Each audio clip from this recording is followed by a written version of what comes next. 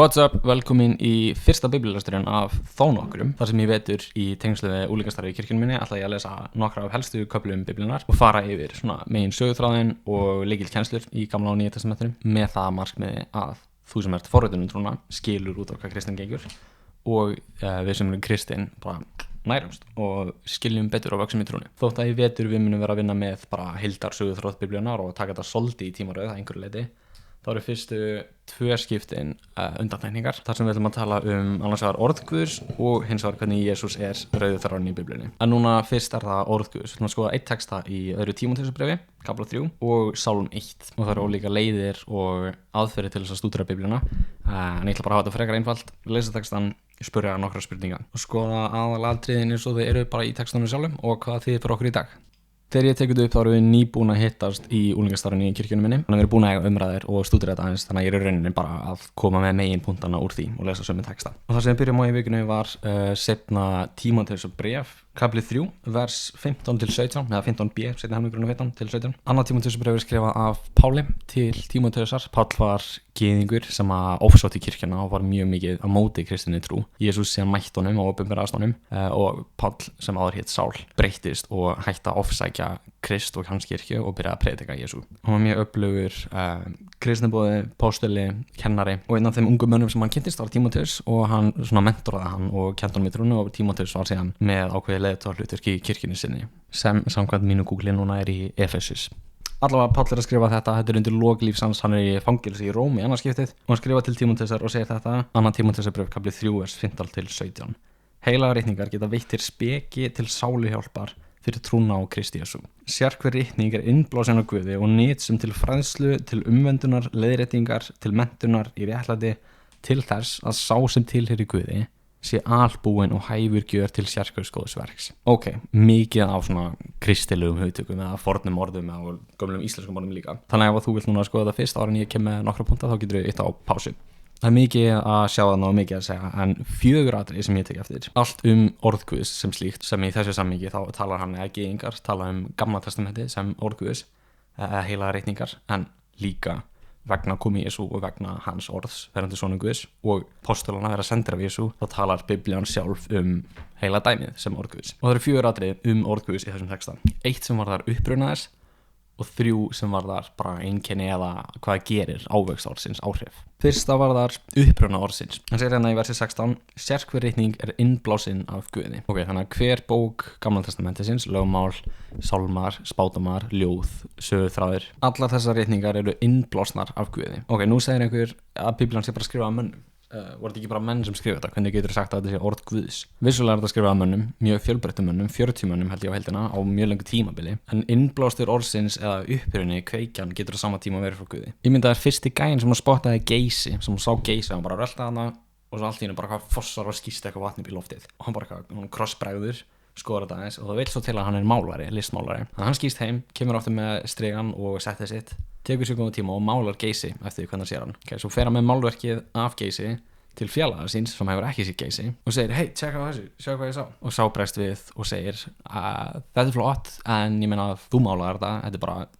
þitt hugmyndaflug væntanlega, vatn skýst ekki upp í loft eins og hér og hann segir, nei, brjálunni, ég var bara að labba þarna í Haukadal og allt í einu skaust þetta vatn upp í loft ég málaði þessa mynd, það er satt en innblásturinn úr náttúrunni og einhverjum öðrum veruleika sem þú hefur bara ekki ennþá kynnst. Og þá þarf félagi listmálarans að ákveða hvort hann ætlar að trúa því að málverkið eingöngu verk málarans eða hvort það sé mögulega innblásið og endurspegli einhvern annan veruleika sem hann á bara eftir að kynnast. Biblían kemur með sömu áskorun til okkar og þetta listaverk. Það segir okkur, hei, þetta dæmi skrifað mönnum vissulega en innblásturinn, kveikjan, hún kemur frá Guði. Þetta er ófullkomið dæmi en þetta er það sem að Biblían fullyrðir og heldur fram. Og það eru margar leiðir, bara spádómar Gamla testamentisins sem að rætast á Nýja testamentistímum, uppreisa Jesú, tilurð Biblíunar, hvernig hún rímar eða passar fullkomlega við sögulega staðreyndir og fornleifar, alls konar leiðir sem að staðfesta og fara rauk fyrir því að það sé vissulega orð Guðs og viskan í Biblíunni virkar. En það er fyrsta atriði sem við sjáum í textunum. Uppruni orðsins í Guði sem Biblían lýsir sem skapara himins og jarðar, heilugum, almáttum, yfirnáttúrulegum, kærleika sem að elskar og hann persónulegur og vill samfélag við okkur. Ok, núna þrennt sem ég sé í textunum varðandi áhrif textans eða gagn textans, hvað áhrif hann hefur á okkur. Í fyrsta lagi sjáum við gjöf orðsins. Ritningar þar í versi 15 geta veitt speki til sáluhjálpar fyrir trúna á Kristi Jesú. Ok, þetta er mjög mikil kristneska, mjög flókina skrítin hugtök. Brjótum þetta bara niður. Speki til sáluhjálpar er raunin bara þekking eða skilningur viska með þeim tilgang að veita sáluhjálp. Sáluhjálp er einfaldlega það hugtak eða orð sem lýsir lausninni við vandamáli mannsins. Biblían lýsir að við erum fallin, við erum syndu fram fyrir heilugum Guði og í staðinn fyrir að eiga skilja eilíft líf, eigum við skilja eilífan aðskilnað frá Guði. Þetta er mjög alvarlegt ástand og hræðileg örlög. En það sem að reikningarnir geta veitt ef maður tekur við því er viska sem gefur manni sáluhjálp eða bara björgun fyrir sálina frá þessum örlögum og inn í eilífa lífið með Guði. Og hvernig það virkar, segir Páll hérna, að það er fyrir trúna á Kristi Jesú. Fyrir þessu samhengi, málfræðilega sé, bara í gegnum eða skilur með. Þannig sálin frelsast frá þessum örlögum og til Guðs með því og í gegnum það að þú trúir á Kristi Jesú. Þannig erum við bara tvær mjög stórar ástæður fyrir það að þú ættir að kynna þér Biblíuna. Fyrsta lagi því hún fyllir að hún er orð Guðs og ef að Guð talar þá ættir þú að hlusta. Og í öðru lagi hún er með gjöf til þín, hún er laust við vandamálinu sem hún var að horfast í augu við. Ok, uppruni orðsins og gjöf orðsins. Þriðja sem ég tek eftir er gagn orðsins, hvað notagildi það hefur í okkar lífi. Sérhverritning segir hann er nytsöm, vers 16, til fræðslu, til umvöndunar, til leiðréttingar, til menntunar í réttlæti. Með öðrum hætti, orð Guðs getur kennt okkur og leiðbeint okkur. Hún getur frætt okkur tilgang lífsins, Guð, hans ríki og okkar líf í hans ríki. Veitt okkur umvöndun eða svona ávitun, áminningu, sagt okkur hvað við erum að gera ránt og leiðréttingu, sagt okkur hvað við getum gert betur og menntun í réttlætinu, hvernig við getum gengið og þjálfast á þeim vegi til þess að líkjast Jesú og gera það sem hann gerði. Sem í hnotskurinn er að vera manneskja elsku og réttlætis sem að heyra Guð. Ok, það er þetta þriðja gagn orðsins. Fjórða tilgangur orðsins, að enda markmið orðs Guðs. Vers 17, hann segir sérhverritningu nytsöm til fræðslu, til þess að sá sem tilheyrir Guði fyrir trúna á Jesú Krist sé albúinn og hæfur, bara tilbúinn og hæfur, bara fær til sérhvers góðsverks. Með öðrum orðum, kennsla Biblíunnar er ekki bara svo viðalumst vitspunulegan skilning eða þekking á einhverju fræði kristna trú, heldur vil Guð að orð Guðs hafi raunverulega áhrif í líf okkar svo við séum hæf og fær til þess að gera það sem rétt er. Hann vil ekki bara að við heyrum orðið, hann vil að við gerum það. Og það eru bara drullu góð örlög. Ef þú framkvæmir orð Guðs, það þýðir að þú sættist við Guð, það þýðir að þú meðtekur hans ástið þín, það þýðir að þú berst fyrir réttlæti, þú leitast við að heyra hann ekki sjálfan þig, þú þjónar fátækum og þú nýtur Guðs. Allt þetta á mun meira er hluti af ávöxtunum með það svona afurð kristna lífsins. Ok, þannig að við sjáum uppruna orðsins í Guði, við sjáum gjöf orðsins sem er bara hjálparæði, sáluhjálp í Jesú, gagn orðsins sem er að kenna okkur Guðs veg og með það að markmiði að við líkjumst honum. Þetta er bókin sem að þú þarft ef að þú vill lifa til fulls samkvæmt vilja Guðs. Hérna talar hann til þín. Og jafnvel ef þú ert ekki tilbúin að stíga yfir línuna strax og þú veist sáluhjálp og andlegur ávöxtur og eitthvað dót hljómar eitthvað svona fjarrænt, vissulega stendur orð Guðs og það breytir ekki að þú þurfur það ekki, en það mæna ég samt til þess að kynna þetta því að þetta getur nýst þér mjög vel og það getur vel verið að þú munir sjá að þetta er orð Guðs. Ok, en fyrir þann sem að hefur áhuga og vill þannan ávöxt að þetta guðlega líf, hvað er millistigið á milli orð Guðs hér sem slíks bara á hillinu minni og ávöxtarins sem hann getur fært mér í mitt líf? Hvað er hérna á milli? Hvað þarf ég að gera til þess að auðlast þetta? Það er það sem Sálmur 1 talar Skulum kíkja á Sálm 1 í Gamla testamentinu. Sálmarnir eru 150 kaflar af bara bænum og söngum, lofgjörð, ljóðum sem að gyðingar, ólíkir gyðingar hafa samið til Guðs og í gegnum söguna gyðingar hafa nýtt sér mjög mikið bæði í sínu samfélagi og líka sem einstaklingar sem bara svona viðmið eða svona módel fyrir bænalíf og fyrir lofgjörð og Jesús og lærisveinar hans meðal annars og frumkirkjan notuðu sálmana í sínu örglal daglega lífi. Flest af sálmanum skrifaði Davíð, konungur Ísraels. Einhverjir þeirra eru merktir með höfundi, einhverjir ekki. En Sálmur 1 er ekki með einhvern skýran höfund, en Sálmur 1 málar upp svolítið svona andstæðar á óguðlegu manni og manni sem er blessaður af Guði, manni sem að fylgir Guði ekki og einhverju sem að gera það. Og svo skýrir hann líka hvað það er sem hinn guðlegi gerir sem að veldur því á Guðblessaðan eða minnstakasti opnar leið fyrir Guðblessaðan. Sálmur 1.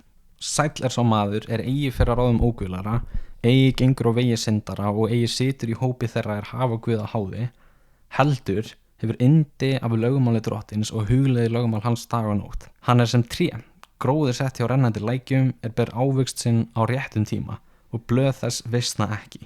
Allt sem hann gerir lánast honum. Svo fyrir eigi hinum óguðlega, heldur sem sáðum er vindur feykir. Þess vegna munu hinnir óguðlegu eigi standast í dóminum og syndugir eigi í söfnuði réttlátra. Því að drottin þekkir veg réttlátra en vegur óguðlegra endar í vegleysu. Mér langar að skoða hvað er það sem að hinn guðlega, hinn blessaði gerir og hvað er það sem að hann fær úr því, hvernig bregst Guð við því og hver eru örlög hins óguðlega sem að fylgir ekki Guði. Skoðum fyrst hvað það er sem að hinn guðlegi gerir. Fyrsta orðið í sálmunum, og mér er þetta áhugavert að þessi fyrsta orðið allan í íslensku og ég gerir ráð fyrir í hebreiskunni. Fyrsta orðið í fyrsta sálmunum er sæll. Hvað þýðir sæll? Að vera sæll er einfaldlega að vera blessaður eða hamingjusamur, að vera svona sáttur og bara ánæður með annars vegar innra ástand eða aðstæðnaðina en sérstaklega þetta innra ástand. Þú ert ekki sæll af því að það gengur alltaf allt vel, en þú ert sæll af því að þú og Guð eru í góðum málum og hann blessar þig. Það er það sem að þýðir að vera sæll. Skoðum hvað þrennt gerir hinn sæli maður eða blessa hamingjusami maður. Hvað eru 3 hlutir sem að sálmaskáldið segir að hann gerir? Hann fer ekki að ráðum óguðlara, hann gerir ekki það sem að óguðlegir segir hann ætti að gera. Hann gengur ekki á vegi syndara, hann lifir ekki sama lífstíl og þeir sem eru á móti Guði og hann situr ekki í hópi þeirra sem hafa Guð að háði. Ef þú hefur Guð að háði þá ert að gera lítið úr honum, þú ert á móti honum. Því þetta kristnir geta ekki verið í partíum með þeim sem að trúa ekki á Guð eða áttu vini utan kirkjunar, alls ekki, það er ekki það sem að Jesús gerði. Jesús hneykslaði trúarlega á sínum tíma með því að fara í partí með syndurum, en hann fór ekki í partí með syndurum til þess að gera það sem þeir gerðu eða segja sem orðið eða hugsa sem hugsanir og þeir gerðu. Hann vildi ekki að þeir myndi smita sinn lífstíl, heldur miklu frekar að hann sem að lifa í guðlegu lífi myndi hafa áhrif á þeirra lífstíl. Hann fór til þess að blessa þá og mæta þeim og hjálpa þeim. Sá sem að hérna situr í hópi þeirra sem hafa Guð að háði, það hljómar allan fyrir mér eins og hann samþykir það og hann bara tilheyrir þeim og hann er sáttur með það að þeir eru að gera lítið úr drottni. Þessi 3 atriði sem eru neikvæð getum við dregið saman í 1 sem er það að hinn guðlegi maður, ef við erum að skoða hvað hann gerir eða svo sem hann er blessaður. Fyrsta sem hann gerir er að hann forðast lífstíl andstöðumanna Guðs. Þeir sem eru á móti Guði, þeir sem að vilja ekki samþykja hann, þeir sem að vilja sjálfur skilgreina hvað er rétt og rangt, þeir sem að vilja eigin heiður. Þeirra lífstíl er lífstíl sem að hinn blessaði maður forðast. Númer 1, hann forðast lífstíl andstöðumanna Guðs. Númer 2, hann hefur yndi af lögmáli drottins. Ég veit ekki með þig en ég er ekkert eitthvað ofta bara að lesa stjórnarskrá Íslands eða íslensku lög og bara að njóta þess. Af hverju hefur hinn blessaði maður yndi? Af hverju nýtur hann lögmáls drottins? Fyrsta lagi þurfa að skilja hvað hann meina með lögmál. Þegar Guð gaf Ísrael sínu fólki lögmál, þá var það þegar þeir höfðu áður verið í þrælkun hjá Egyptalandi sem var með aðra guði sem voru ekki sannir guðir. Egyptar liðu öðrum lífstíl, svo frelsar Guð Ísraelsmenn úr þeirri þrælkun og frá þeim hjáguðum voru að leiða þá inn í landi sem hann lofaði að gefa þeim og í því millistigi gefur hann þeim lögmál sitt sem að útskýrir hvernig Guð hann er og til hvers hann ætlast af þeim. Ísraelsmenn líta ekki á þetta lögmál sem eintóm boð og bönn, þótt að vissulega séu þetta boð og bönn að mörgum leyti og þetta eru reglur. Sumar sem að var það siðferði sem við ættum að hafa fylgja, sumar bara varandi þeirra helgihald og þeirra aðstæður sem eru ekki lengur í gildi í dag. En þegar sálmaskáldið skrifar lögmál þarf hann að hugsa það á sama hátt og Ísraelsmenn hugsaðu það, sem var bara leiðsögn, kennsla. Já, boð og bönn, en líka bara opinberun og gjöf Guðs til þess að sýna hvað líf hentar okkur best, hvernig lífstíl og hvernig hugsan er og hvernig hegðun heiðra Guð og veldur því að hann blessar okkur, hvaða prinsip eru best fyrir okkur. Þess vegna hefur hinn blessaði að guðlegi maður yndi af lögmáli drottins, af leiðsögn hans og kennslu, þegar hún sýnir okkur hver fagur og heilagur og góður Guð er og líka hvernig lífstíl hentar best og skilar árangri. Þannig að hinn blessaði maður, hann forðast lífstíl andstöðumanna Guðs og hann hefur yndi af orði Guðs. Þriðja og síðasta sem hann gerir hér er að hann hugleiðir lögmál, leiðsögn, Guðs dag og nótt. Án þess að stoppa hugleiðir hann orð Guðs.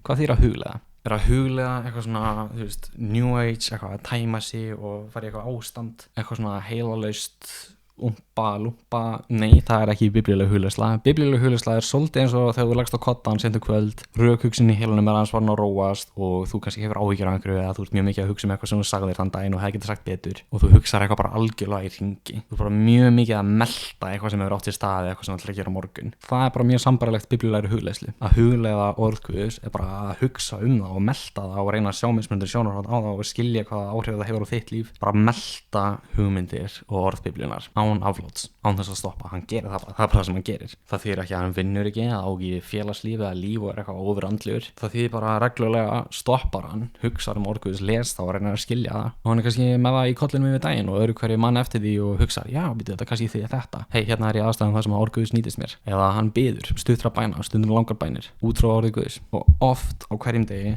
hugsar hann orð Guðs. Það er þetta þrennt sem að hinn guðlegi blessaði maður gerir. Hann forðast óguðlegan lífstíl, hann elskar, hann nýtur orð Guðs af því að hann veit hvað er gott og hvað áhrif það hefur og hann hugleiðir það, hann reynir að skilja það og hann leifir því að hafa áhrif á sig. Önnur spurning, hvaða afleiðingar, og þegar ég segi afleiðingar það er bara nútral, bara hvað gerist, hverju fylgir það að þú gerir það sem þessi blessaði maður gerir, hverju eru áhrifin? Stendur í versi 3, sá maður er sem tré, hann er eins og tré, gróður sett hjá rennandi lækjum, hann er bara staðfastur og með stöðugan aðgang og stöðugt að næra sig á hreinni uppsprettu, hreinni næringu. Og hver áhrifin? Allan á 2 atriði. Þetta tré ber ávöxt sinn á réttum tíma. Ok, þá getur við spurt hvað ávöxtur og hvað að bera ávöxt sinn á réttum tíma. Ávöxtur í sinni einföldustu mynd í Biblíunni, afurð kristna andlega lífsins. Það er bara það sem að kristið líf, andlegt, guðlegt líf gefur af sér. Með einum öðrum hætti mjög svipað og Páll talar í Galatíabréfinu kafla 5. Ávöxtur andans er kærleiki, gleði, friður, langlindi, gæska, góðvild, trúmennska, hógværð og bindindi eða sjálfsægi. Kærleiki, gleði, friður. Allir þessi styrkleikar og góði eiginleikar sem er afurð hins kristna lífs og afurð þess að hugleiða orð Guðs.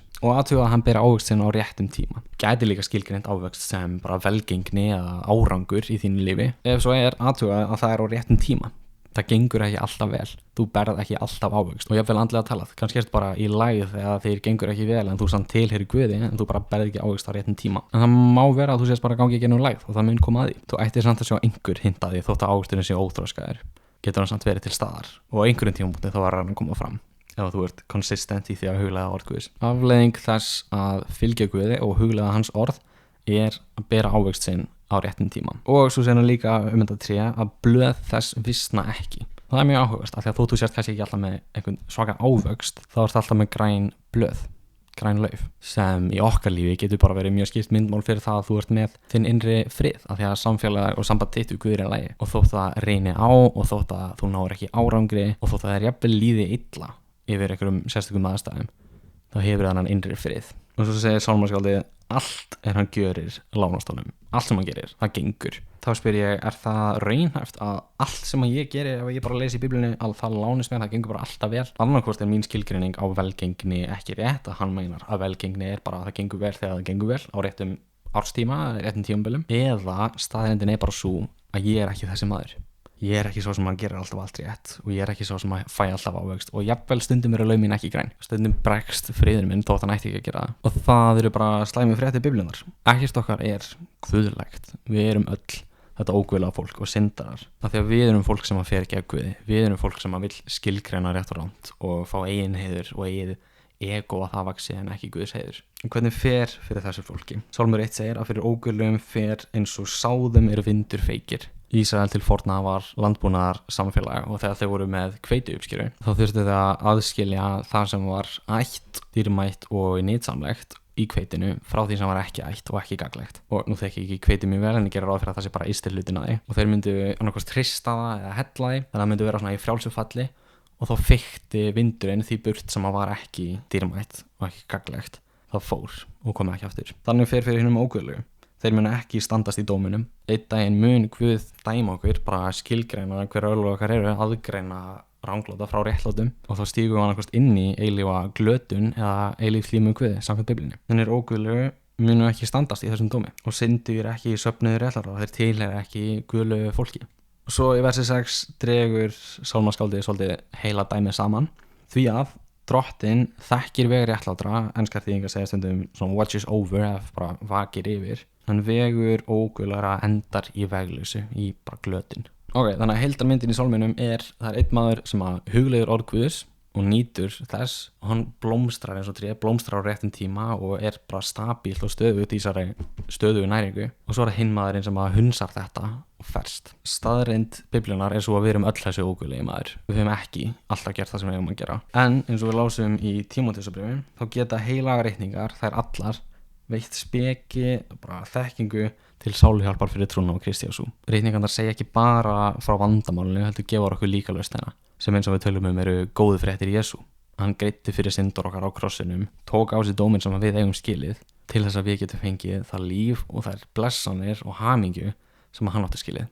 Og núna á tímum Nýja testamentisins eða tíma kirkjunar, ekki á tíma lögmálsins eins og í Gamla testamentinu, þá getum við sem erum kirkjana, við sem tilheyrum Guði, við sem fylgjum honum, ekki bara hugleitt og frætt okkur og melt og stúdrað hugsaðum lögmál Guðs eða hans leiðsögn sem varðar siðferði og boða bönn, heldur höfum við líka þau forréttindi og þá gjöf að geta stúdrað og hugleitt góðu fréttirnar Jesú. Af því að sérhver reikning, heila Biblían, vitnar Jesú, segir frá lausninni við vandamál okkar allra. Það það sem við ætlum að tala næst, hvernig öll Biblían vitnar og talar Jesú og bendir á hann. En í bili niðurstaðan úr þessum tveimur textum, 2. Tímóteusbréfið 3 og Sálmi 1. Og það sem þessi texti talar til okkar í dag að við getum lesið orð Guðs reglulega, staðfast, og þá blómstrum við, þá lifum við til fulls.